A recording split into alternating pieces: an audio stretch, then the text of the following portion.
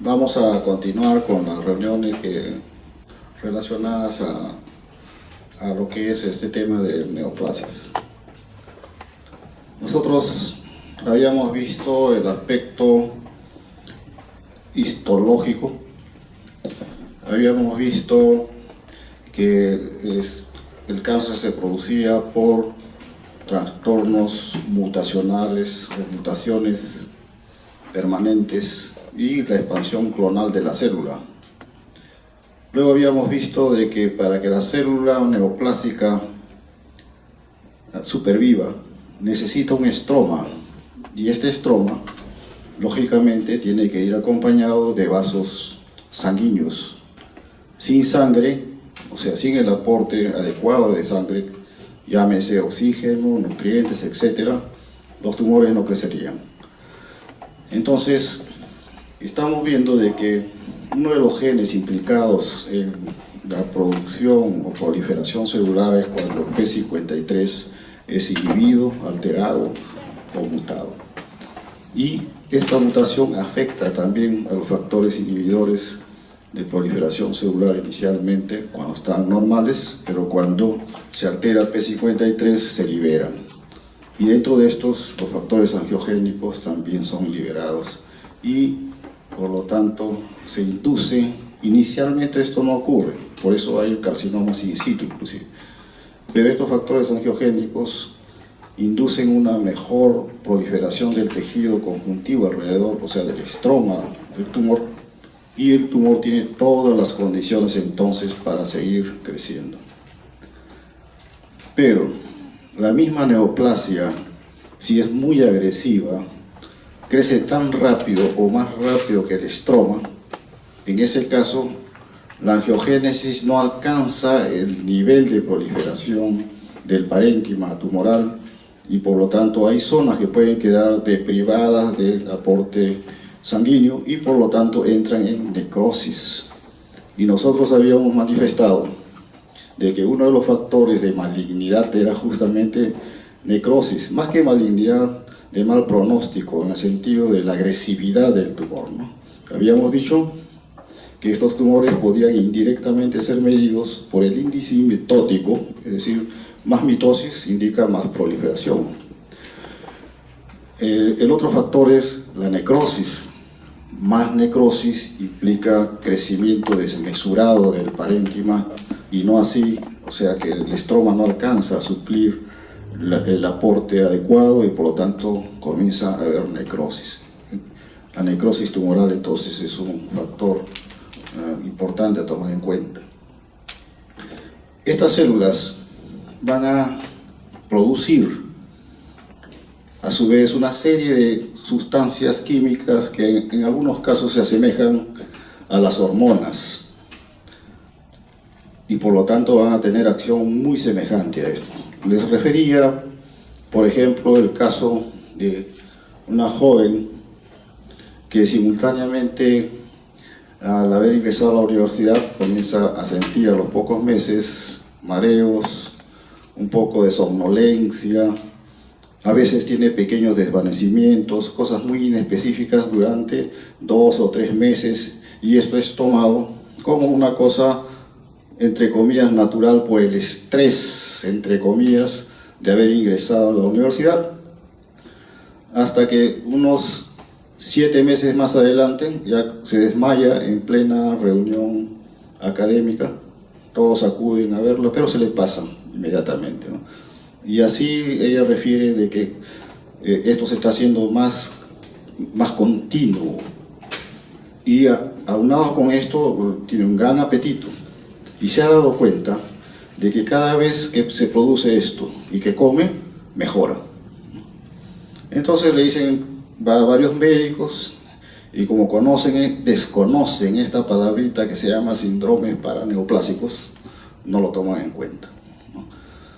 Y un médico más acucioso comienza a decir, de repente tiene esta chica cuadros de hipoglicemia. Le hacen un examen de sangre y le determinan glucosa en 60, 70, valores por debajo de lo normal, pero no tampoco tan bajo, ¿no? Y comienzan a ver que tiene una endocrinopatía, la mandan al endocrinólogo. El endocrinólogo le hace un estudio durante un mes más o menos y no llega a ninguna conclusión. Más adelante estos cuadros se empeoran, ya ahora el desmayo dura más tiempo y es necesario ponerle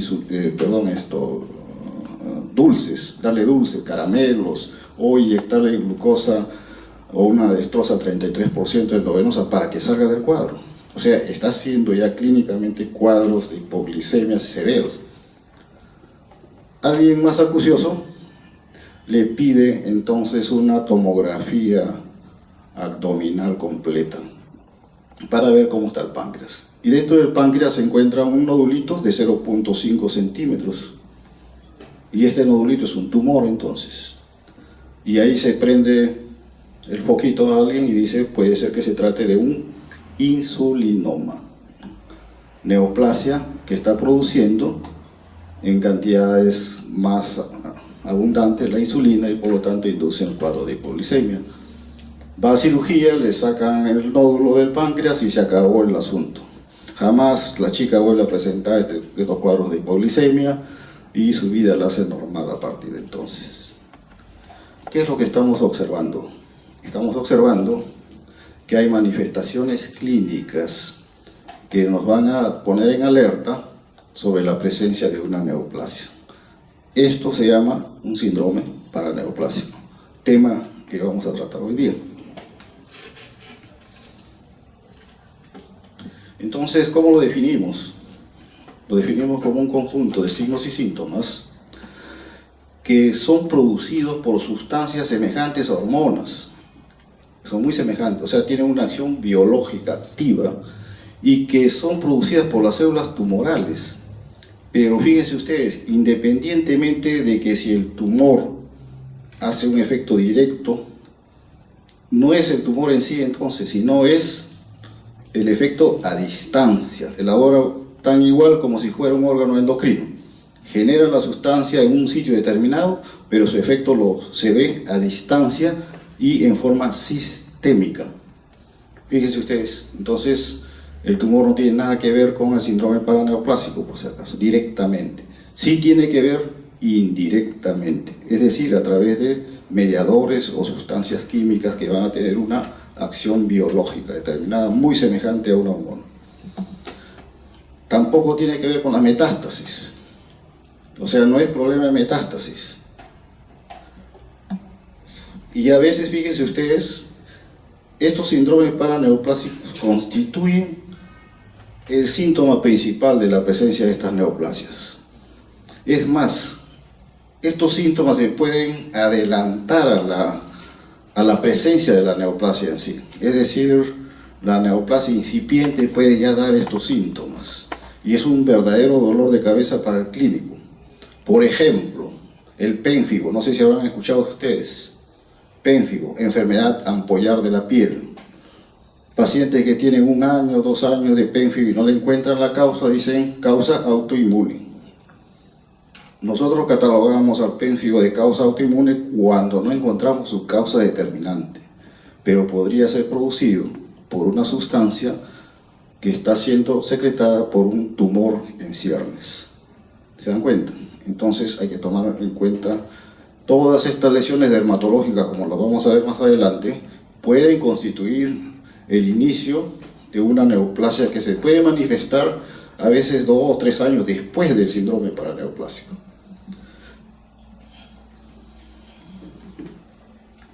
Acá están las características principales, ¿no? Manifestación a distancia, sin relación a la diseminación tumoral, y son sustancias biológicamente activas, y esto es lo más importante, pueden preceder o acompañar o seguir inclusive el padecimiento neoplásico maligno. Es decir, una vez ya identificado el tumor, nosotros sabemos que hay un tumor maligno y el síndrome paraneoplásico sigue, por supuesto. Y nos puede servir como seguimiento del tratamiento. Si nosotros le damos un tratamiento oncológico y mejora el paciente, lógicamente el síndrome paraneoplásico va a regresionar, va a tener tendencia a desaparecer y podemos decir entonces que el tratamiento está adecuado. Fíjense ustedes la importancia, o sea, nos sirve para detectar, diagnosticar una posible neoplasia y también nos sirve para seguimiento. Ustedes verán, en neoplásicas inclusive dicen, estamos dando excelente tratamiento para la neoplasia, pero el paciente está con cuadros de hipercalcemia y caquexia, cada vez está más flaco. No es por la neoplasia, no es por la neoplasia, sino que el tratamiento es inadecuado. Hay que revisar ese esquema, hay que cambiarlo. Porque no es nada extraño que un paciente con cáncer se vuelva flaco, pues no. Entonces no se toma en cuenta muchas veces estas cosas. Entonces, este grupo heterogéneo de síntomas se va a manifestar independientemente, fíjense ustedes, inclusive de infecciones. Pueden haber infecciones agregadas. Por ejemplo, un síndrome paraneoplásico puede ser la fiebre. Y muchos médicos van a decir, bueno, la fiebre porque es una infección. Es lógico, lo primero que tenemos que pensar. Pero solamente las infecciones producen fiebre. Nosotros sabemos de que la fiebre es producida por un tipo de citoquina. Y algunos de estos tumores producen estas citoquinas, especialmente los linfomas, ¿no? Entonces no sería nada raro que el paciente que tiene fiebre continua, esas famosas fiebres de origen desconocido, solamente de todas las fiebres de origen desconocido diagnosticadas, el 0.5% son de origen pues desconocido realmente, ¿no? El 99.5% sí tienen una causa, pero no identificable. Ese es el gran problema, depende del clínico. También no tiene nada que ver con las deficiencias metabólicas ni nutricionales. Y tampoco con el tratamiento antitumoral directamente. Estamos diciendo que si indirectamente, si vemos de que mejora el paciente con el tratamiento, va a disminuir estos síndromes paraneoplásicos. Y este es un esquema para recalcar lo que les estoy diciendo, ¿no? Que fíjense ustedes la célula tumoral y su efecto a través de una serie de sustancias a distancia. Y esto nos va a generar síntomas específicos. Y acá hay una lista de todo lo que se puede presentar. Caquexia. No es extraño que un paciente con cáncer se vuelva flaco, le vuelvo a decir. Pero no es por desnutrición, es por la acción indirecta del tumor. Entonces, si alguien comienza a tener pérdida de peso, fíjense ustedes, es una cosa tan elemental. La gente se alegra y dice, estoy adelgazando, estoy comiendo normal y estoy adelgazando. Algunos más acuciosos dirán, tienes un parásito, pues no, algo debes tener. Porque no es normal que alguien que esté comiendo, como siempre, comience a adelgazar. Y eso va a conllevar hasta la caquexia, o la fatiga. La fatiga. Un joven que se fatiga, hay que tener en cuenta dos cosas, ¿no? O tiene una anemia, o tiene un cáncer oculto incipiente. Y ustedes deben saber que las neoplasias se forman intraútero algunas, son las congénitas. En las primeras etapas del desarrollo, en la primera infancia, por ejemplo, el tumor de Wilms, el retinoblastoma, y los otros cánceres ya en la madurez. Un joven puede tener fatiga y de repente tiene un linfoma. Disfunción neurológica, cambios en la personalidad, cambios en la conducta, la persona cambia totalmente y llama la atención a la familia, dice, está hecho una fiera en la casa, así no era. Primero hay que investigar entonces un trasfondo real, una enfermedad de fondo, y luego, si no se encuentra, recién tenerlo en cuenta como un problema de tipo psiquiátrico. Pero al revés, a veces lo abordan más como un problema psiquiátrico cuando en el fondo hay una neoplasia de por medio. Y las lesiones cutáneas, con asterisco le he puesto acá, o está con asterisco, porque las lesiones cutáneas pasan totalmente desapercibidas. Si ustedes ven a una persona de 60 años con múltiples queratosis seborreicas en la cara, van a decir ustedes, bueno, eso es normal de la vejez, claro que sí, pero no múltiples, serán pues unas cuantas, pero no al extremo donde no haya donde poner un dedo a veces. Eso es una manifestación también para neoplasia. Y aquí vamos enumerando disfunción de los factores de la coagulación, sangrado de las encías a veces, fiebre. Esto de acá quisiera yo remarcarlo, porque muchos pacientes van al médico por fiebre, y jóvenes especialmente, le dan antibióticos y la fiebre no cede. Le hacen un montón de estudios y no le encuentran ninguna causa. Dicen será una tuberculosis, y ese es el gran problema, el gran diagnóstico diferencial, ¿no? Fiebre continua igual tuberculosis o cáncer. Son las dos cosas primeras que hay que tomar en cuenta. Y es más, en el linfoma no Hodgkin, por ejemplo, la fiebre es en picos, o sea, tiene todavía una manifestación especial, mientras que en la enfermedad de Hodgkin o linfoma de Hodgkin, que ustedes ya han visto en su práctica, la fiebre es de tipo Per-Einstein, es decir, en meseta.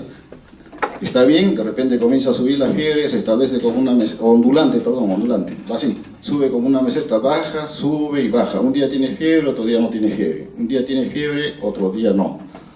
Pero es continua, 1 mes, 2 meses, 3 meses de fiebre. Y no le encuentran la causa, ¿no? Hasta que después de unos 6 meses más o menos, comienzan a aparecer los ganglios, comienzan a aparecer toda la sintomatología. Entonces es muy importante tomar en cuenta este signo de la fiebre. Puede haber disfunción hepática, disfunción renal, cuadro de nefrosis. Ustedes están llevando ahorita fisiopatología.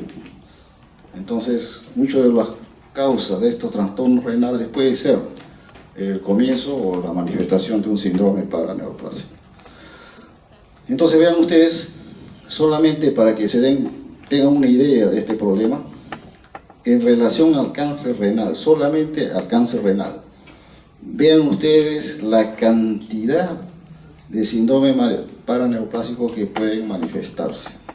Lógicamente todos ellos juntos no, puede ser 1 o 2 o solamente 1, o a veces más de 1.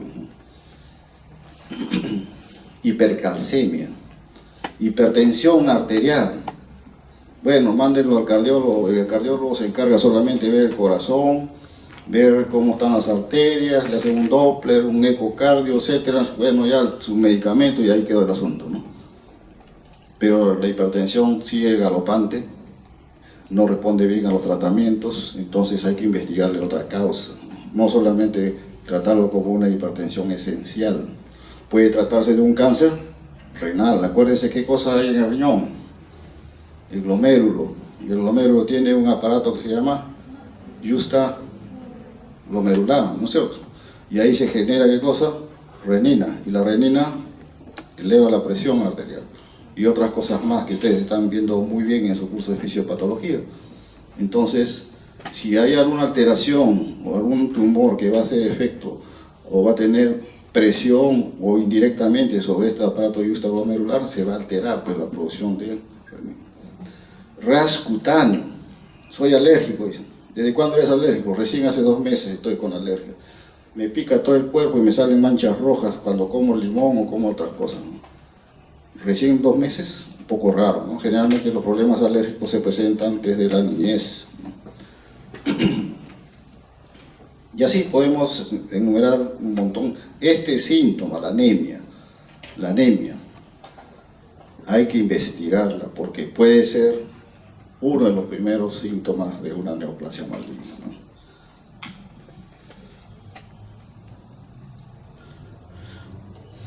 Y si los catalogamos como síndromes endocrino-metabólicos, miren ustedes la gran lista que tenemos. El más común es el síndrome de Cushing.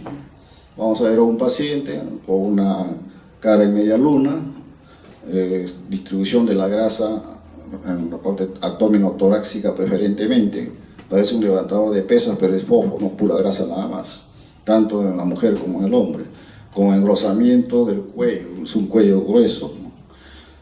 Van a haber estrías a nivel de las axilas, por ejemplo, eso se ve en el síndrome de Cushing, ¿no?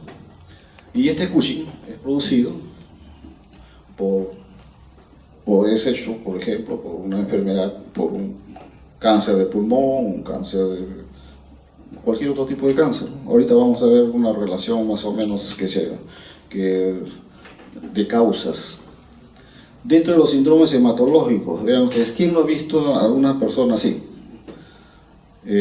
Lesiones eritematosas en los miembros inferiores que no curan, están continuamente así, irritada continuamente la piel, ¿no? La tromboflebitis migratoria o problemas dermatológicos continuos y que no remiten con los tratamientos habituales. Y esto se presenta, como vuelvo a decir, a veces 1 año, 2 años antes de que la neoplasia se manifieste en forma permanente. La eritrocitosis, gente que de un momento a otro comienza a ponerse coloradito, chaposo, le toman una hemoglobina y tiene pues hemoglobina 18, 19. Estoy sobrado, dicen de hemoglobina. No está sobrado, está produciendo más eritropoyetina por un cáncer renal probablemente. Trombocitosis, eosinofilia, endocarditis trombótica bacteriana, problemas cardíacos, de cansancio, van al médico, le encuentran un trombo ahí, pero es bacteriano. Nada que ver, fíjense ustedes, con problemas netamente cardiovasculares, ¿no? Me refiero de origen primario, ¿no? Y dentro de los síndromes neurológicos, vean la gran lista que hay, ¿no? Desde la neuritis o polineuritis inclusive, pacientes que se quejan de dolor, de hormigueos en las piernas, en los brazos, sensación de adormecimiento. Puede ser que sea solamente una neuropatía pues, deficitaria o diabética o una polineuropatía inclusive hasta infecciosa, pero si nosotros descartamos todo eso, nos tenemos que quedar que podría tratarse de un síndrome paraneoplásico. Vean ustedes, hasta la miastenia gravis está dentro de esto, ¿no? La enfermedad de Payet. La enfermedad de Payet es una neoplasia intraepitelial que generalmente se presenta alrededor del pezón o del pezón, ¿no? Puede presentarse en otras partes de la piel, como definición es neoplasia in situ. Pero esto también nos anuncia, si es en el pezón, de que adentro puede existir un carcinoma de mama. La acantosis nigrans es una coloración negruzca del cuello, generalmente es el cuello con hiperkeratosis. Entonces, y este es un trastorno más o menos corriente, si ustedes van a ver, lo asignan a la presencia de obesidad. En algunos casos lo explica la obesidad, pero si no es esto, el paciente comienza a mantenerse una dieta adecuada y persiste esto, hay que buscar entonces una causa neoplásica. El pemfigoide que les hablaba, ¿no? La alopecia, ¿no? La caída del cabello, lógicamente pues en personas jóvenes que han tenido un cabello florido, no como yo, pues ya que estamos en una edad avanzada, entonces ya es normal que se nos caiga el pelo y otras cosas más, ¿no? Bueno.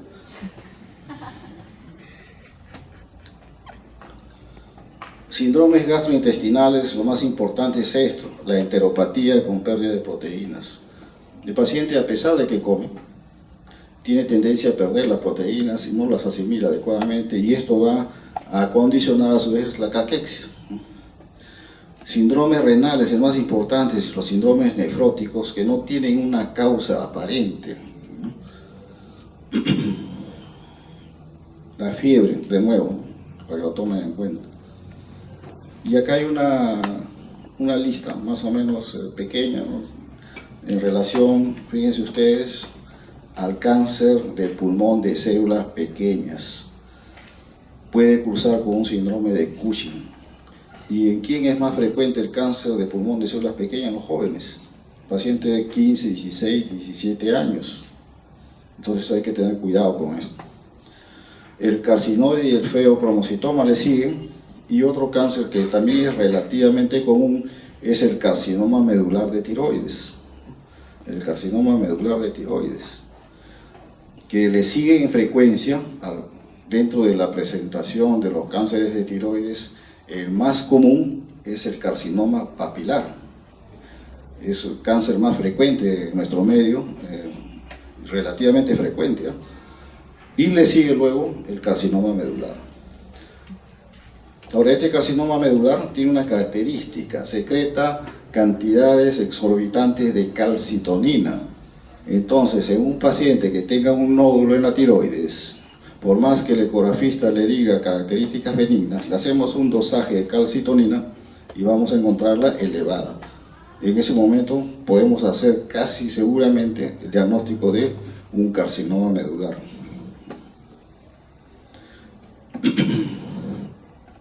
Lógicamente hay que hacer un diagnóstico diferencial con otras neoplasias, ¿no? Desde la producción de esto a nivel hipofisiario de ACTH, ¿no? Pero ¿a qué se debe esto? A la producción, puede ser inclusive producción ectópica de ACTH, ¿no? Y acá están las estrías que les estaba mencionando, ¿no? Y en este caso se detectó un tumor acá vendría a corresponder a lo que es el hígado, ¿no?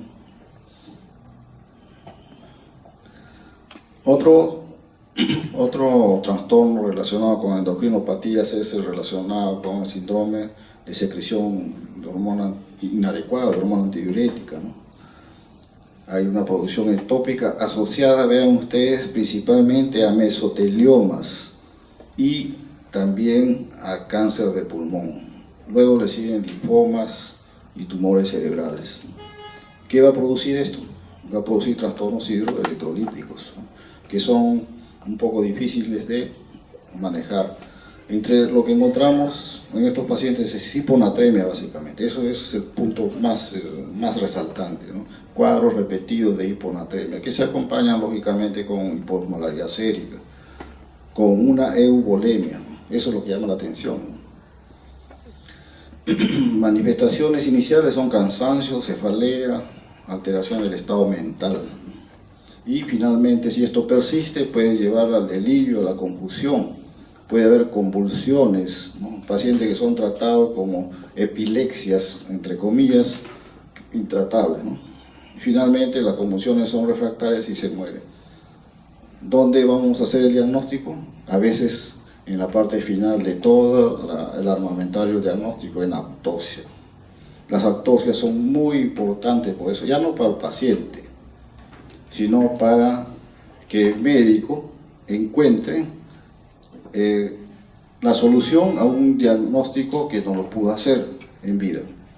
Y que lógicamente esto va a servir para sucesivos pacientes, porque los cuadros clínicos son iguales y repetitivos exactamente casi al 100%.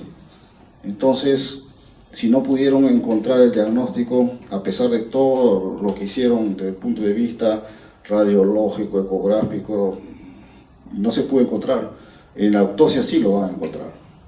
Y eso va a servir para tenerlo en cuenta para pacientes que tengan los mismos signos y síntomas, sospechar por lo menos esa patología. Solo que actualmente las necropsias han caído un poco en desuso, porque dicen, tenemos resonancia magnética, tomografía, ¿para qué autopsias?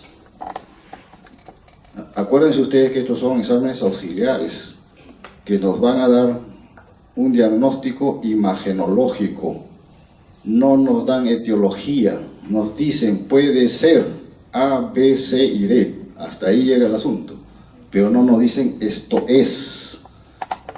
Se necesita, ¿qué cosa? La biopsia, para tener una certeza diagnóstica. La hipocalcemia, por ejemplo, está relacionado con cáncer de mama, próstata y pulmón. Las manifestaciones son tetania, irritabilidad muscular, y el tratamiento lógicamente son infusiones de calcio. Con eso mejora, pero no resuelve el problema. Hay que ir al problema de fondo.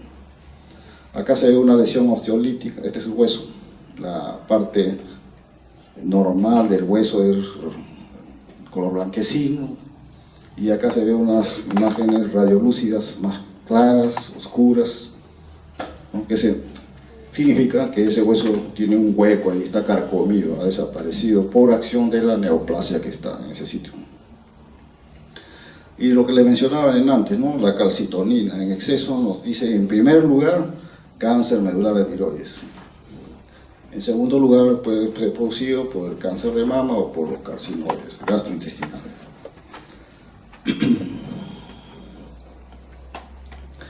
Ahora, hay tumores que van a secretar gonadotrofinas coriónicas. gonadotrofinas en general, ¿no? Uno de ellos es la HCG, que normalmente puede producir la placenta, por ejemplo, ¿no? Si ustedes ven en un joven que presenta ginecomastia bilateral, por ejemplo, un joven de 18 años comienza a crecerle el pecho, pero no en su totalidad la caja torácica, sino las mamas, ¿no? Lo primero que hay que hacer antes de ir a la cirugía, porque lo que dicen es ginecomastia igual cirugía, ¿no? Por no resolver el problema estético nada más, sino hay que ver qué está produciendo esa ginecomastia. Y en jóvenes hay que pensar cáncer de testículo, ¿no? Cáncer de testículo, productor de HCG. Entonces, esto puede ser una manifestación también. Bueno, esto ya nos referimos, ¿no? Los insulinomas, ¿no? Producen ansiedad, cambios en el comportamiento, visión borrosa, confusión. Hasta ahí todos estos síntomas puede presentarlo cualquiera que no ha comido bien, pues, ¿no? Pero si esto es constante en varios meses y va en incremento hasta llegar a tener pues pérdida de conocimiento, que acá no está puesto, por cuadros de hipoglicemia severos, entonces sí hay que tomarlo en cuenta, ¿no? Entonces acá el mecanismo es la hipoglicemia. Entonces, la eritrosis o eritrocitosis, principalmente por el cáncer de células renales, por el mecanismo que ya les mencioné, aunque hay otros tumores como el cáncer de ovario, por ejemplo, o el hepatoma, que pueden producirlo, ¿no? Y los tumores cerebelosos también. El otro gran síndrome paraneoplásico está en relación a la granulocitosis, es decir, los leucocitos se elevan pues por arriba de 15.000, lo normal son de 7 a 9.000, ¿no es cierto? Si ustedes en un hemograma encuentran en un paciente que tiene fiebre y que tiene leucocitos en total más de 15.000, dirán pues está en relación a la infección, pero curiosamente no hay desviación de izquierda, ¿no? Ahora, si hay leucocitosis con desviación de izquierda, ustedes asumen que es una infección, pero en la mayor parte de estos casos asociados a síndrome paraneoplásicos no se evidencia pues claramente la desviación de izquierda, pero sí leucocitosis, y a esto se llama reacción leucemoide, ¿no? O sea, no es una leucemia, por si acaso, pero el número está tan alto que parece ser una leucemia, ¿no? Pero se llama reacción leucemoide. Entonces, ausencia de infección o de leucemia es lo primero que hay que tener en cuenta. Y los tumores asociados están con linfoma básicamente, ¿no? Tanto de Hodgkin como no Hodgkin, cáncer gástrico, inclusive hasta melanoma maligno, ¿no? Y en un extendido se puede ver la gran cantidad, ¿no? La tromboflebitis migrans está en relación al cáncer de páncreas. El cáncer de páncreas es una neoplasia que hay que diagnosticarla rápida, porque si uno demora, generalmente, miren ustedes, cuando se hace el diagnóstico al paciente ya le quedan 3 meses nada más de sobrevida. Eso amerita que hay que hacer un diagnóstico rápido, para siquiera dejarle pues un año, unos 2 años más o menos bien, y pueda tener alguna alternativa de tratamiento, ¿no? Inclusive el cáncer de próstata también. Y luego vienen ya las coagulopatías, ¿no? Como la coagulación diseminada, ¿no? Intravascular diseminada, las endocarditis, están en relación básicamente a un adenocarcinoma de pulmón.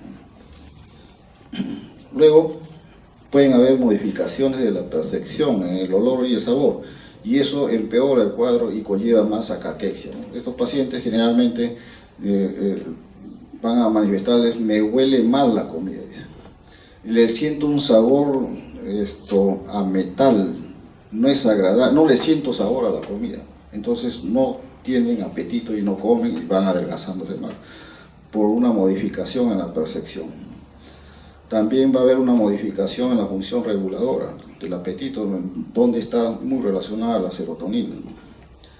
Y en relación al tratamiento, por sí, pues un paciente con cáncer que está en tratamiento, todos los oncológicos generalmente van a inducir el vómito, náuseas y vómito. ¿Quiénes van a producir síndrome nefrótico? Tumor de ovario, mama, pulmón, estómago, riñón, colon. tener en cuenta mama, estómago y pulmón, que están bastante frecuentes en nuestro medio, ¿no? De las manifestaciones cutáneas de todos los tipos, generalmente aquellas que se parecen mucho a las alergias, a las famosas alergias, ¿no?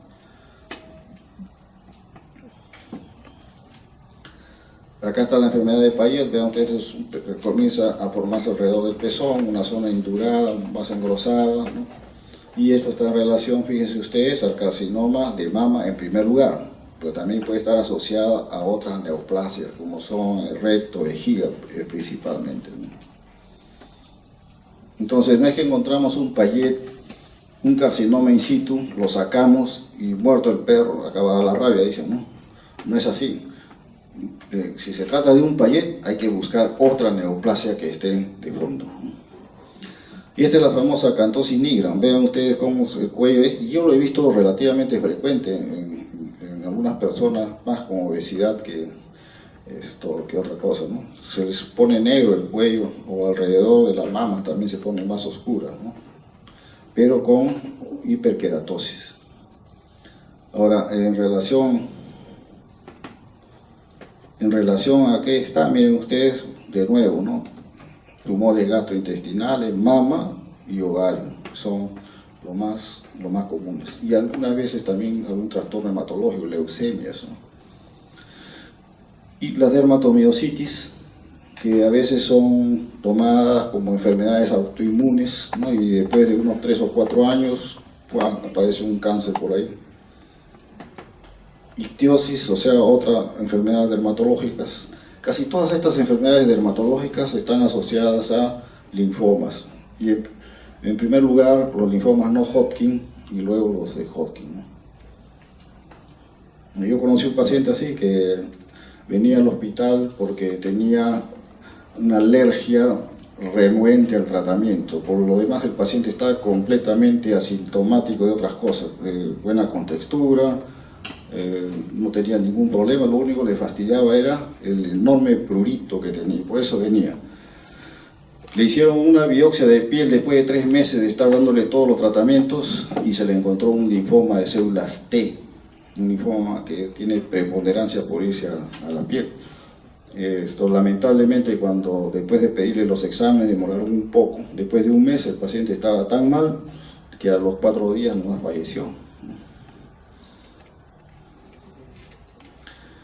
Eritema necrolítico migratorio, es decir, trastornos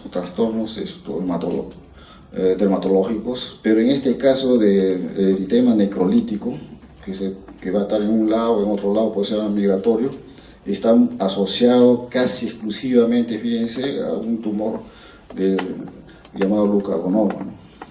Glucagón, células productoras de glucagón en el páncreas, ¿no?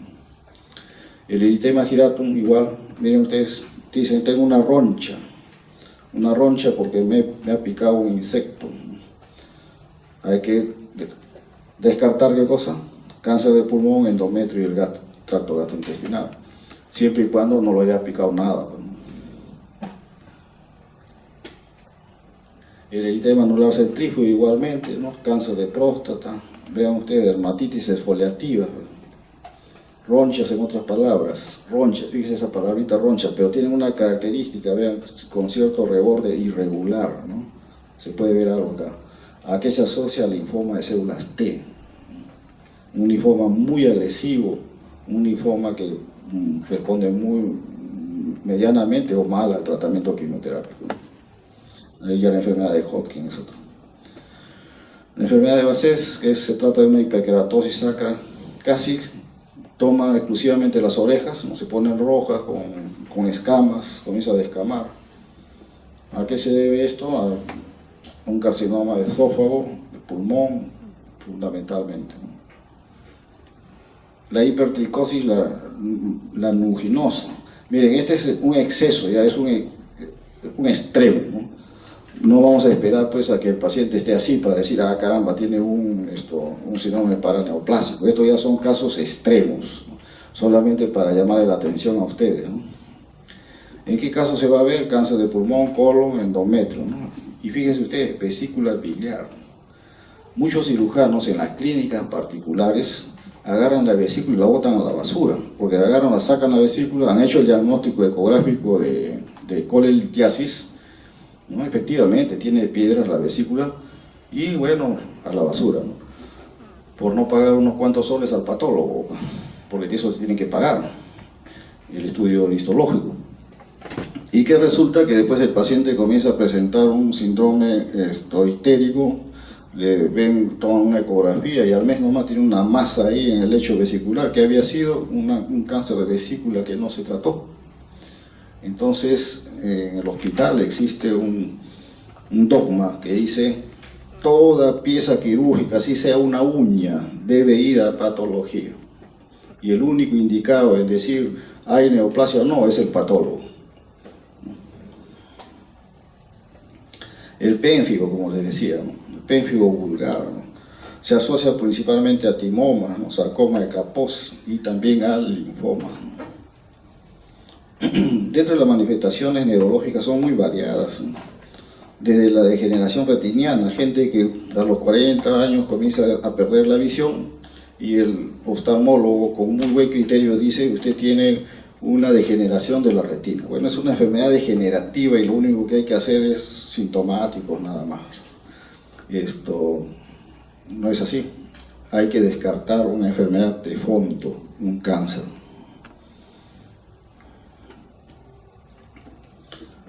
Todas estas neuropatías, incluyendo el síndrome de Guillain-Barré, el mecanismo de acción básicamente es a nivel de la unión neuromuscular, ¿no? Va a producir inclusive una polimiositis, debilidad muscular. Esta ortopatía, miren ustedes, que generalmente se asocia a enfermedades de pulmón, y entre ellas puede ser el cáncer de pulmón también.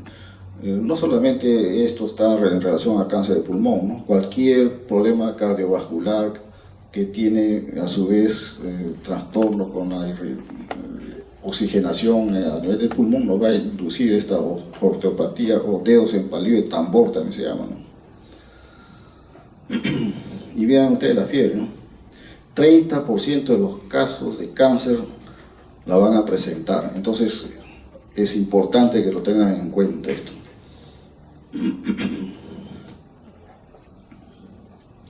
El cáncer de riñón nos va a dar, miren ustedes, una fiebre especial, ¿no? Y esto, la enfermedad de Hodgkin igual, que es esa fiebre ondulante que dije, de Pell-Einstein. Esto, una vez que está en tratamiento, esta fiebre va a disminuir y va a desaparecer inclusive, lo cual nos está anunciando que el tratamiento es adecuado y que está yendo muy bien y el paciente también se siente mejor. Pero si en algún momento comienza a aparecer la fiebre de nuevo, indica una recaída, indica que el tumor sigue creciendo, es decir, las clonas celulares resistentes o las más agresivas ya se han multiplicado a tal extremo que comandan de nuevo la neoplasia. Bueno, he tratado de resumir todos estos síndromes paraneoplásicos porque considero que son importantes que ustedes lo conozcan. A mis alumnos de seminario yo les decía de que el paciente con cáncer no va a ir a ustedes cuando sean médicos generales, porque todos van a ser médicos generales saliendo de la universidad, luego se harán nuestros médicos especialistas, pero apenas tengan su cartón, yo les aseguro, al toque van a poner su consultorio, van a ir a una clínica, porque ya tienen que ganar su sencillo.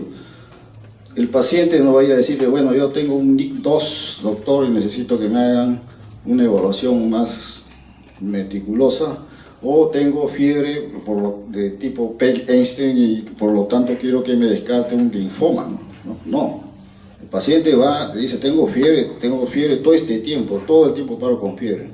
He tomado antalgina, todas estas cosas y no me pasa, ¿no? Y ustedes dirán: bueno, si es una fiebre, será infecciosa. Pues no, ya listo, se acabó el asunto. Y le dan un tratamiento, ya ganaron ustedes su consulta y el paciente se fue con su cáncer. Entonces, le quiero llamar a la reflexión acerca de esto. En el Robin, he estado revisando ahora último con respecto a estos síndromes paraneoplásicos. También los especifica, pero un poco más corto. Yo lo he ampliado un poco más porque le vuelvo a decir, lo considero que son muy importantes para el diagnóstico.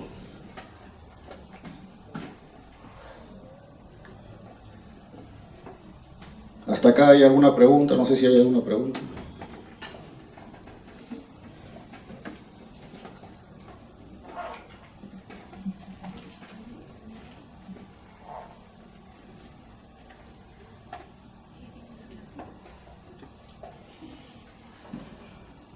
Bueno, finalmente, como les decía antes, hemos visto la parte histológica, ¿no? Cómo se altera la histología, hasta hacerse células neoplásicas con alteración de la arquitectura y de las células como tales, que estas células producen una serie de sustancias, ¿no?, que van a tener acción a distancia, que lo que vamos a ver que son los síntomas paraneoplásicos, nos dan un primer, digamos así, acercamiento hacia las posibilidades diagnósticas y cómo vamos a diagnosticar finalmente estas neoplasias, lo vamos a ver en las siguientes diapositivas. ¿Cuáles son estas técnicas de diagnóstico? Lo primero, el examen físico, la historia clínica con el examen físico. Eso es fundamental.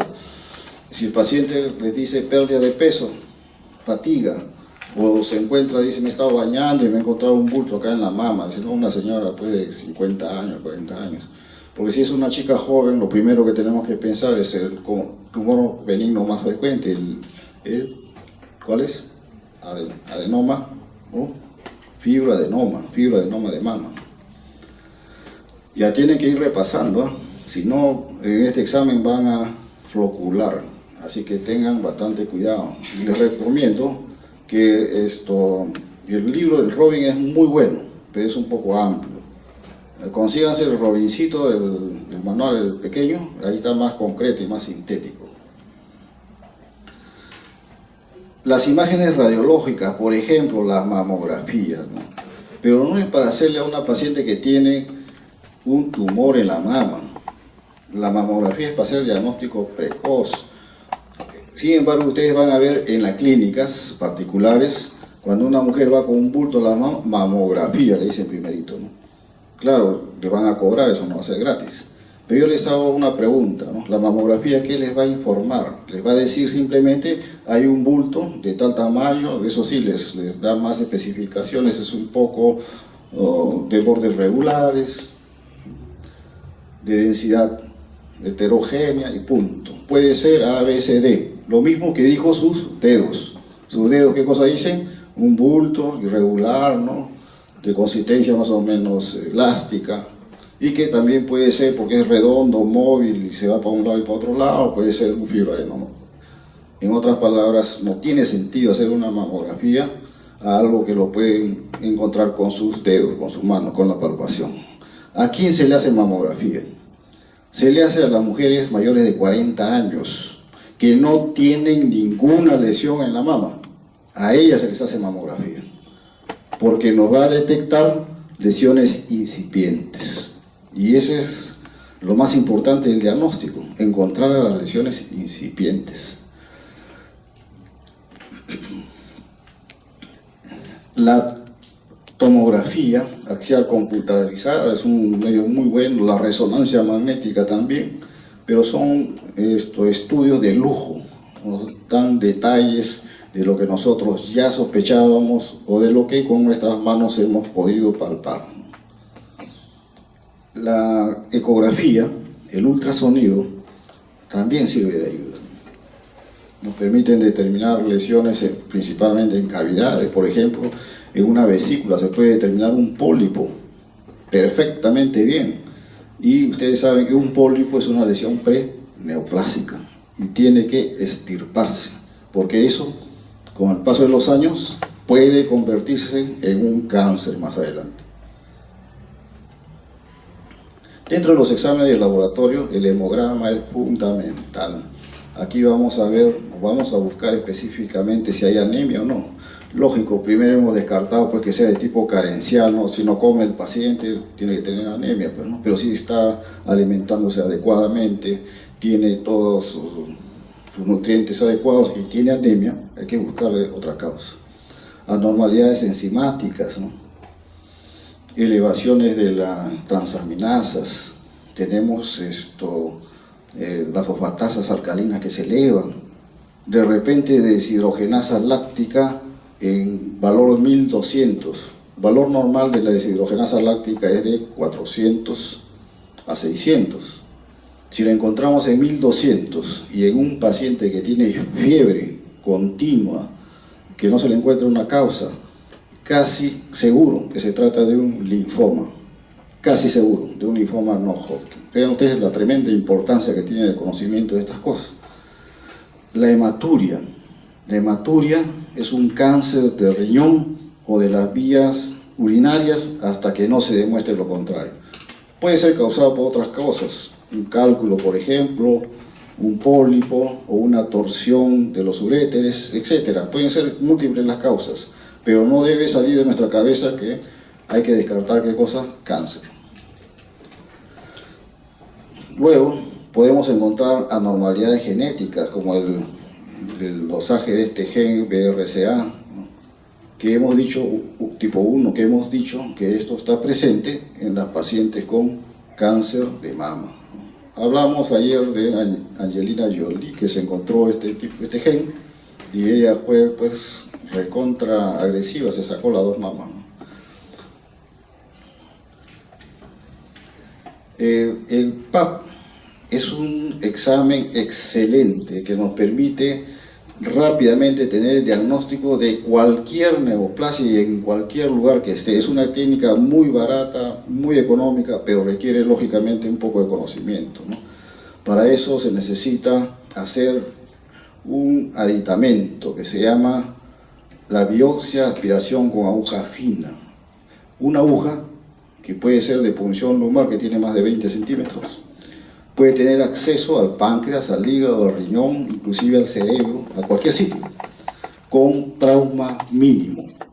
Con una aguja delgada, inclusive puedo perforar los intestinos y llegar hasta el páncreas para tomar una muestra guiada por ecografía o por tomografía para tomar una muestra del tumor que está ahí y determinar si es benigno o maligno.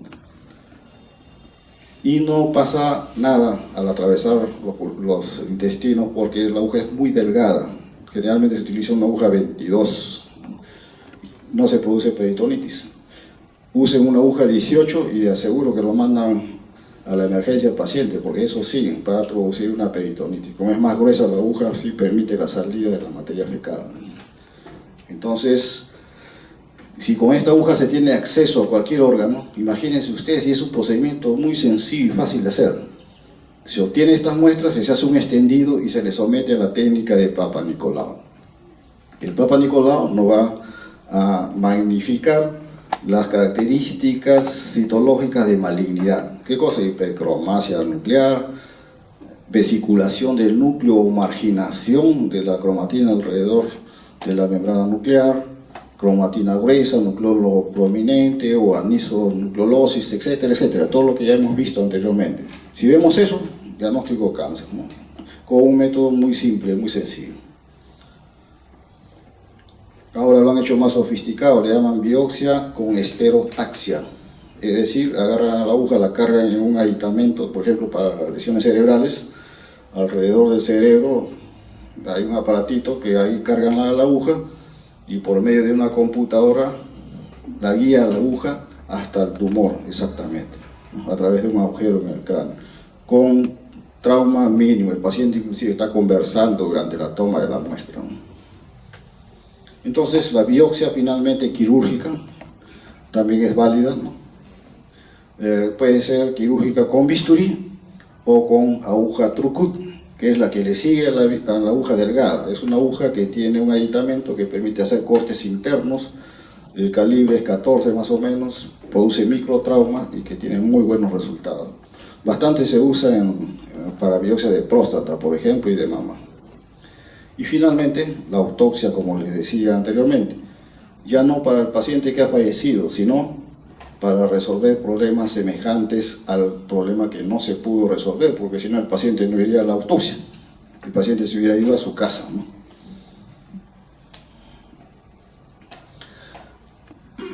Bueno, ¿qué otros aditamentos tenemos asociados para el diagnóstico. La citometría de flujo es muy importante.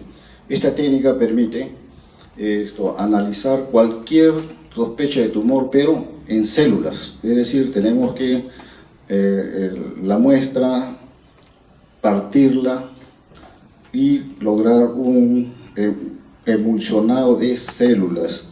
Y estos son expuestos a un rayo láser que va a incidir sobre cada célula y va a determinar por el rebote que hace el tamaño del núcleo, la forma del núcleo, la cantidad de cromatina que hay dentro del núcleo, etcétera, etcétera. Es una técnica excelente para diagnosticar células neoplásicas. Especialmente más se usa esto en neoplasias hematológicas. Es excelente, ¿no? Luego tenemos el reconocimiento de oncogenes, como el BCRA1, por ejemplo, que acabamos de ver, ¿no? La inmunohistoquímica, que nos permite identificar lesiones específicas. Podemos usar para reconocer, por ejemplo, el antígeno prostático específico, el antígeno común leucocitario, panqueratina, queratina, actina, miosina para músculo, etcétera, etcétera. Luego tenemos los marcadores tumorales, tales como el antígeno carcino embrionario, alfa-fetoproteínas, que son antígenos producidos o son proteínas oncofetales. Acuérdense usted, oncofetales, es decir, vienen de tejidos inmaduros, en otras palabras, de neoplasias, pero tienen la desventaja que no son específicos, pero son importantes porque están presentes. Cuando están presentes hay una neoplasia y nos sirven también para seguimiento, ¿no? Si estos antígenos disminuyen con el tratamiento, significa que está yendo bien, pero si no disminuyen, se permanecen igual o aumentan, entonces el tratamiento no está bueno. Esta imagen nos permite ver cómo los anticuerpos marcados con un colorante se han adherido, anticuerpos contra panqueratina o queratina. La queratina es una molécula, es una sustancia proteica que está presente en los epitelios, básicamente. Entonces vean ustedes, este es un epitelio colónico, ¿no? Por la célula calciforme en los espacios vacíos que hay. Vemos de que esto marca todo oscuro porque tiene un colorante oscuro. El anticuerpo contra queratina. Entonces decimos, este es un control, nos sirve para decir que efectivamente está marcando un epitelio, la queratina que hay en un epitelio. ¿Por qué? Porque tenemos este problema en el ganglio, este es un folículo linfoide, teníamos estas estructuras que en el corte de hematoxilina y eosina no se veían bien, parecía grasa, un tejido un poco uniforme, no se podía determinar qué cosa era adecuadamente, ¿no? Entonces se le aplica la panqueratina y marca positivamente. Entonces decimos, este es un carcinoma, o como son glándulas decimos un adenocarcinoma, ¿no? En ganglio linfático, ¿no? Sabemos que es metástasis porque normalmente en los ganglios no debe haber esto, ¿no?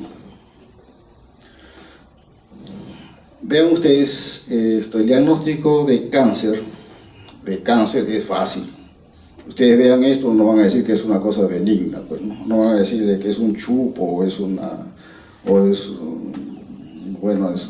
que la muela está mal. Vean ustedes la tremenda tumoración que hay acá, con necrosis, ¿no? Necrosis, ausencia de la muela se ha caído y que se ulcera. Vean, esto nos indica qué cosa, que el crecimiento es tal que está presionando la piel, hace isquemia, la destruye y quiere salir por ahí. Son características de una neoplasia maligna macroscópicamente. Nosotros le tomamos una placa radiográfica para ver la extensión, hasta dónde se va. Estos son exámenes auxiliares. Vean ustedes, comparen los senos paranasales, esta es la nariz. Este es el seno paranasal izquierdo y este es el seno paranasal derecho. Acá es translúcido porque esto es vacío, y acá vean ustedes es radio opaco. Todo esto está siendo ocupado por la neoplasia. Pero vean acá al final, los bordes son bien delimitados. Acá en cambio hay una zona translúcida porque la neoplasia está rompiendo el hueso. Eso nos está diciendo que esto es maligno. No hay ninguna neoplasia benigna que rompa huesos, ¿no? Y sale, miren ustedes, sale de su interior hacia la parte externa, inclusive hace prominencia en esta parte de la cara, ¿no? Ustedes ven acá está bien delimitada el borde óseo, acá no se ve esa delimitación, la flecha esta la señala, ¿no? Indirectamente entonces ya podemos decir con esta simple placa radiográfica que hay signos, digamos así, de neoplasia maligna, pero no podemos afirmarlo, solamente decimos altamente sospechosa por todas estas cosas. Casi es una neoplasia maligna, pero necesitamos confirmar con el estudio de la biopsia. Eso nos va a decir además qué tipo de neoplasia es. ¿Es un linfoma? ¿Es un carcinoma? ¿Es un... bueno, la inmunohistoquímica nos dirá si es un carcinoma indiferenciado o no. Y esta es una mamografía para ratificar lo que antes les estaba diciendo, ¿no? La mamografía no se hace a mujeres con tumores evidentes, porque la mujer que tiene un tumor evidente debe ir a ¿qué cosa? A una biopsia de frente, para determinar es benigno o maligno y se acabó todo el problema. ¿Para qué mamografía? Le va a decir lo mismo, hay un tumor, nada más, no le va a decir nada más. Posiblemente sea maligno, dice, o posiblemente sea benigno. ¿Quién de ustedes se quedaría contento con esa palabrita de posible? Nadie. Ojo, en las mujeres de 40 años jamás he dicho que no tienen tumoraciones se hace mamografía, pero en mujeres en las que su familia ha tenido cáncer de mama desde los 25 años o si pueden más antes, se deben hacer una mamografía por lo menos porque la preponderancia a presentarlas va a ser bastante alta. Entonces acá vemos nosotros una mama normal con la trama pues del tejido mamario dentro de todo este acúmulo de grasa que es la mama, y esta masa que se ve acá en otra mama con una neoplasia.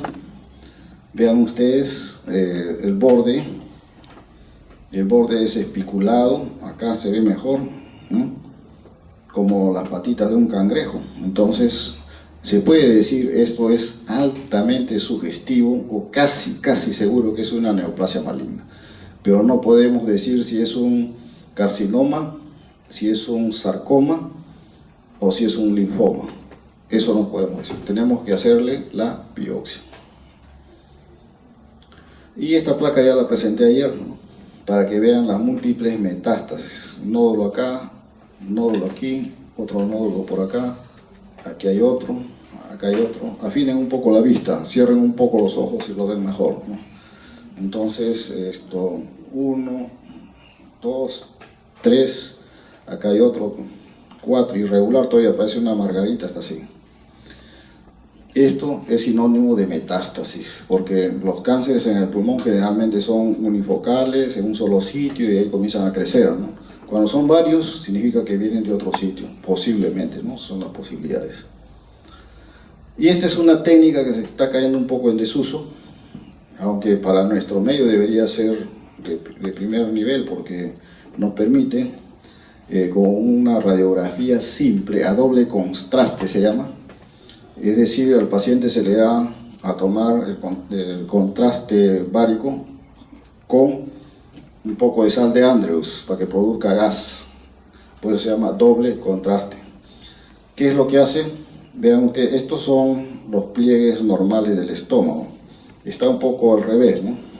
Esta es la parte del fondo gástrico, acá está el fondo gástrico, el cuerpo se dobla, esto correspondería al antro. Entonces vean, todo el vario está depositado acá, y acá se pueden ver los pliegues gástricos que llegan hasta esta zona, o sea, son interrumpidos en esta zona, ¿no? Y luego se continúan ya hacia acá. La interrupción de pliegues se interpreta como cáncer hasta que no se demuestre lo contrario, y es una zona amplia, vean ustedes, ¿no? Es una zona amplia. Entonces esto es previo a la endoscopía, lógicamente. Al hacer la comprobación endoscópica y que se ha comprobado que es un cáncer, se extirpa el espécimen, se extirpa el estómago, y se comprueba, vean ustedes, la ubicación y todo tal y como se veía en una radiografía simple, que no cuesta mucho, ¿no?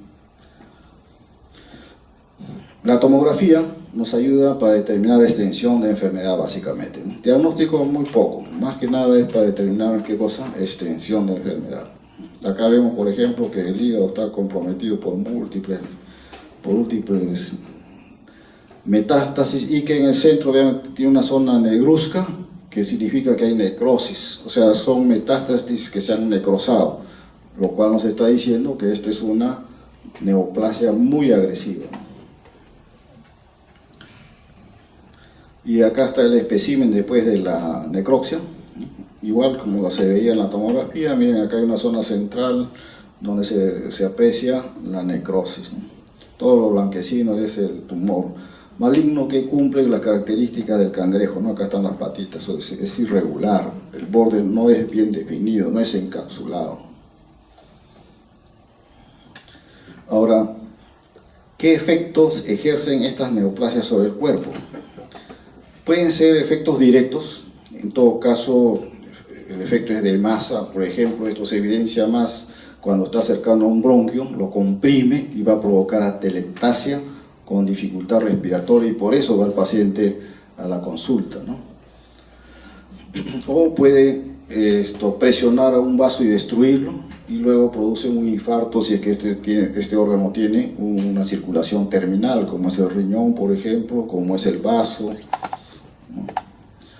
Puede haber destrucción local con lisis del epitelio, inclusive comprometiendo vasos y provocar ulceración y sangrado, hemorragias masivas, ¿no? Que puede conllevar a la muerte dependiendo del vaso que se comprometa. Puede inducir caquexia, vean ustedes, no solo porque el paciente no come, sino que porque se van a producir sustancias que van a inducir, como el factor de necrosis tumoral, que bloquean, digamos así, en cierta forma el metabolismo normal de las calorías, ¿no? Entonces esto hace que el paciente vaya perdiendo peso, inclusive. La actividad de hormonas en forma activa o de sustancias semejantes a hormonas, que ya lo hemos visto, ¿no? Que constituye lo que son los síndromes paraneoplásicos. La hipercalcemia es un factor muy importante que acompaña a diferentes casos. En cuanto al tratamiento, también tenemos las posibilidades, vean ustedes, de curación en el cáncer. Yo quiero recalcar esto, en el sentido de que si se habla de cáncer es sinónimo de muerte. Si seguimos con el pensamiento, lo lógico es, ¿para qué estudiamos algo que va a determinar la muerte de una persona? Entonces no tiene sentido, y en el estudiante esto es letal, porque dice, ¿para qué voy a revisar tanto si al final se van a morir todos, ¿no? No piensen así, porque contrariamente a lo que se piensa, el cáncer sí tiene cura. Y quiero que entiendan bien esto, no la palabra cáncer engloba una gran cantidad de patologías neoplásicas, tiene sus nombres propios. Por ejemplo, el cáncer de testículo en el varón, que está mencionado por algún lado. Por ejemplo, el coriocarcinoma en las mujeres, cáncer de ovario, los linfomas, el linfoma de Hodgkin, los linfomas no Hodgkin, algunos de ellos, pero todos en estadios iniciales. Es decir, si hemos tenido el cuidado de interpretar los síndromes paraneoplásicos y hacemos un diagnóstico precoz, las posibilidades de cura de estos pacientes son enormes, son enormes. Ahora, las neoplasias avanzadas no se curan, su palabra lo dice, avanzadas, pero se controlan muy bien, ya sea con quimioterapia o radioterapia o cualquier otro medio que vamos a ver ahorita. Yo les hago una pregunta, los médicos, ¿qué enfermedades curan? Solamente las infecciosas nada más, nada más. Después todas las otras enfermedades las controlan. Por ejemplo, la diabetes. La diabetes no lo cura nadie, ningún médico la cura, pero sí la controla con sus antidiabéticos orales, con insulina. Para eso están estudiando ustedes, ¿no? Cómo controlar la mayor parte de enfermedades. Y el paciente va a sobrevivir va a vivir perfectamente bien, puede alcanzar hasta los 100 años. Yo conozco diabéticos que viven 105 años, el último que he visto, y se ha muerto de otra cosa y no de la diabetes. ¿Por qué? Porque ha estado controlado adecuadamente. Bueno, las neoplasias malignas, si se controlan, entonces el paciente puede tener una sobrevivencia adecuada, no solamente en cantidad, sino en calidad de vida. Una cosa es morirse revolcándose de dolor, aún poniéndole morfina, y otra cosa es que el paciente está bien, pues se va deteriorando cada vez, pero está tranquilo, no tiene, o por lo menos se le controla el dolor, se le controla las molestias que tiene y se va apagando poco a poco, totalmente diferente, ¿no? Entonces la cirugía es muy importante para eliminar la mayor cantidad de masa tumoral, ¿no? Y luego de esto será complementada con otras medidas terapéuticas, por ejemplo la radioterapia. No hay ningún tumor radioresistente, a pesar de lo que dice acá. No hay ningún tumor radioresistente, todos son sensibles a la radioterapia en alta dosis. El problema es de que si se aplica una dosis para quemar al tumor, fíjense ustedes, tienen que atravesar, por ejemplo, un tumor localizado en el pulmón. Tiene que atravesar, ¿qué cosa? Piel. Tiene que atravesar parénquima normal del pulmón para llegar al tumor. En ese lapso va quemando todo el tejido, si es muy alta la frecuencia de la radioterapia. Y va a producir más daño que bien, porque va a producir una fibrosis tremenda del pulmón y el paciente se puede morir por la fibrosis antes que por la neoplasia. Entonces hay que dosificar la radioterapia de tal manera que no lesione los tejidos sanos y sea específicamente enfocado en el tumor. Por eso existe una especialidad, es el radioterapeuta, que más o menos, para que entiendan ustedes, consiste en que, así como ustedes han jugado con una lupa, no sé si alguno de ustedes lo habrá hecho, con el sol, concentra la luz en un solo punto y llega a arder un papel si lo ponen. Igual, ustedes ponen en medio o cerca de la lupa su mano y no pasa nada, o a lo más lo sentirán tibio. Es la concentración en un punto donde hay mayor energía, donde va a ejercer el efecto deleterio. La radioterapia es igual, tienen que hacer cálculo, tiene que haber un físico que haga el cálculo, ingenieros especialmente capacitados para eso, para hacer el cálculo para que llegue exactamente en el foco nada más y se ejerce el efecto deleterio, ¿no? sobre la neoplasia. Pero aún así a veces no se puede calcular la dosis adecuada y entonces se pone pues esto en una, digamos así, discrepancia en el sentido de que le aplicamos radioterapia a dosis total o a dosis intermedia para que no dañar tanto tejido. Y entonces lo suplementamos con quimioterapia y viene la alternativa. Si el tejido es muy sensible, como es el cerebro, por ejemplo, entonces darán una radioterapia medida más quimioterapia. Y ahí se suple las dos cosas y va más o menos bien, ¿no? La quimioterapia ya ha probado su efectividad, es excelente en el tratamiento, solo que tiene efectos colaterales a veces que todavía no se están controlando muy adecuadamente. Aunque en los últimos 5 años lo más negativo de la quimioterapia era las náuseas y los vómitos, actualmente existen excelentes medicamentos que controlan muy bien eso, ¿no? Se está avanzando bastante en ese sentido. La inmunoterapia que promueve justamente el exacerbamiento, una mayor respuesta del sistema inmune, especialmente de las células T, que son las que tienen que ver con esto, ¿no? O con la producción de anticuerpos también contra estos antígenos. Entonces, esto es muy importante, esto especialmente en las neoplasias de vejiga, por ejemplo, ¿no? Que inducen mayor respuesta inmunológica con el bacilo de Calmette-Guerin, que se utiliza para lo que es la tuberculosis, para hacer vacuna para la tuberculosis. Hacen un baño, digamos así, de la vejiga a través de la uretra con estos bacilos de Calmette-Guerin y eso induce una respuesta contra este bacilo, pero a la vez cruzada también contra la neoplasia de vejiga, y algunas veces da un muy buen resultado, ¿no?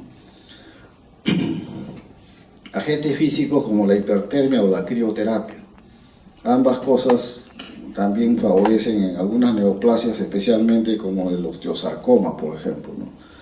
No sé si ustedes habrán escuchado del presidente John Fitzgerald Kennedy, Estados Unidos, famoso porque hizo la Unión para el Progreso con América Latina. Sería importante que lo lean. Defensor de los derechos humanos, etcétera, en la época en que la raza negra estaba muy marginada en Estados Unidos. Bueno, él tuvo lamentablemente un hijo que tuvo un osteosarcoma. En ese tiempo recién estaban instalando esta forma de terapia y felizmente respondió muy bien a eso.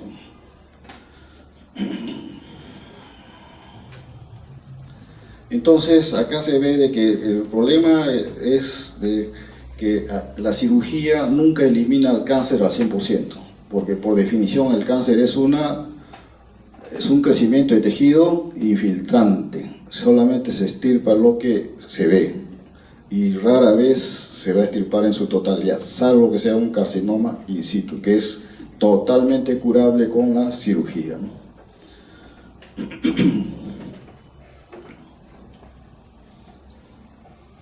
Esto de la inmunología ya lo hemos visto nosotros, ¿no?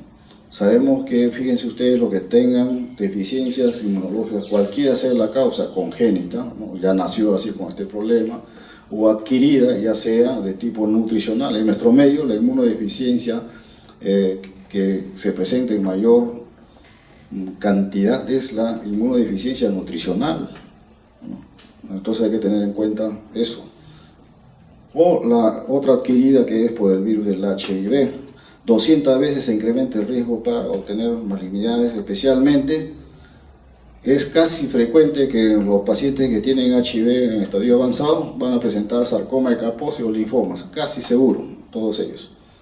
Y son un sarcoma de Kaposi, como dije la vez anterior, difuso en todo el cuerpo. No es de la forma habitual que se presenta solo en los miembros inferiores y en personas de más de 50 años, 40, 50 años. No, esto en jóvenes que tengan HIV, 18, 20 años, ya están con sarcoma de Kaposi por todos lados. Y ahora se conoce, por ejemplo, los cánceres inducidos por virus, ¿no? El PVH. Actualmente el Ministerio de Salud está dando bastante énfasis a esto de la prevención. Dice, como el Papa Nicolau ha fallado, porque seguimos siendo, nuestro país sigue teniendo como primera causa de muerte en las mujeres por cáncer cervix, a pesar de todas las campañas de Papa Nicolau que han habido. Entonces han concluido que mejor usamos el método inmunológico de detección de PVH, y con eso vamos a tener un mayor porcentaje de diagnósticos y tratamientos, y encima se compra la vacuna tetravalente para los virus 16, 18, 31 y otros más que ahorita no recuerdo cuáles, que van a cubrir todo el espectro. Pero una pregunta que la dejo, al igual que la vez pasada, es si no se puede cubrir el Papa Nicolau, que es barato, ¿ustedes creen que las pruebas inmunológicas, que cada prueba está valorizada para nuestro medio con 4 virus a 10 euros cada prueba, solamente en lo que respecta a la prueba, fuera del personal, calculen a 20 euros en total?